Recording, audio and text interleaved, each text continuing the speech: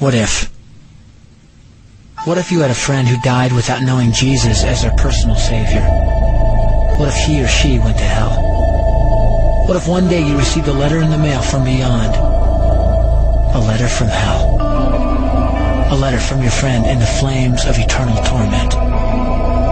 The following is a dramatic presentation. It was written by a fictitious high school student named Josh to a friend named Zach. Although Zach had every opportunity to tell Josh about Jesus, he didn't. They were best friends. They played soccer together, they went to classes together, they partied together, they shared their lives with each other. But there was one thing Zach held back from Josh: his personal relationship with Jesus Christ. The rest of the story is simple and sad. A few too many beers, a tragic drive home, a crash, a death, a funeral, a letter. Here is that letter in its entirety. A letter from hell.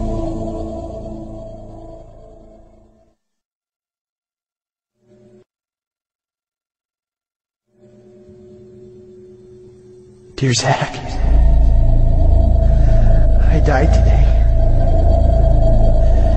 It's a lot different than I expected. You see, I always thought dying would bring me into a world that's foggy and hazy. But this place is crystal clear. It's even more real than my life on Earth. I can think. I can talk. I can even feel. Right after the wreck, I could feel my spirit leaving my body. It was the weirdest thing, Zach. I thought I heard you screaming out to me, man. I must have been just imagining things. At first, I was just standing in line, getting registered, I guess.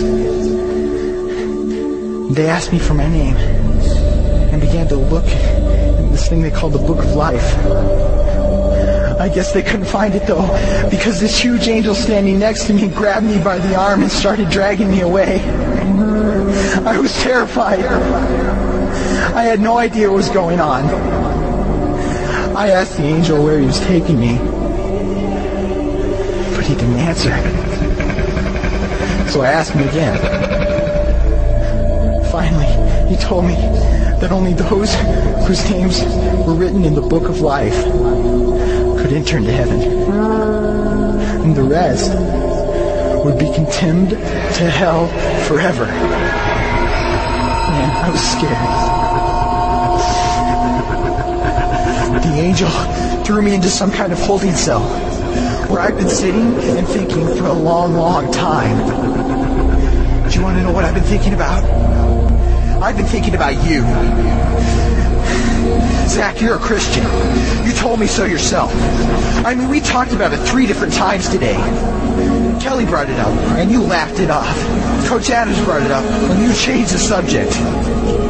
I mean, it came up right before the wreck. Well, the question I can't get out of my mind is this, Zach. Why haven't you ever told me about how to become a Christian?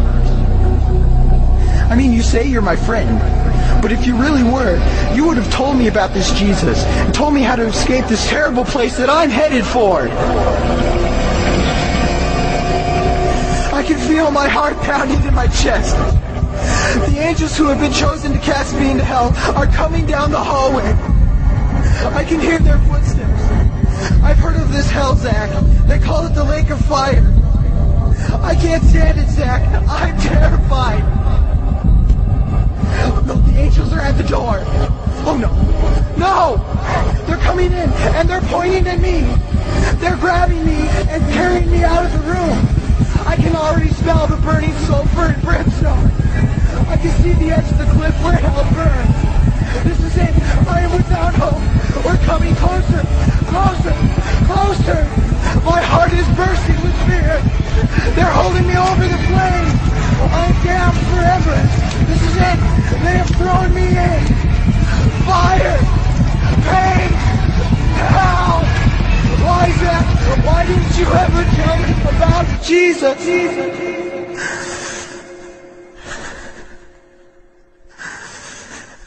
Signed, your friend, Josh. Your friend, Josh. P.S. Welcome. Wish you were here. Wish you were here. Wish you were here. Wish you were here. Wish you were here. Wish you were here. Wish you were here.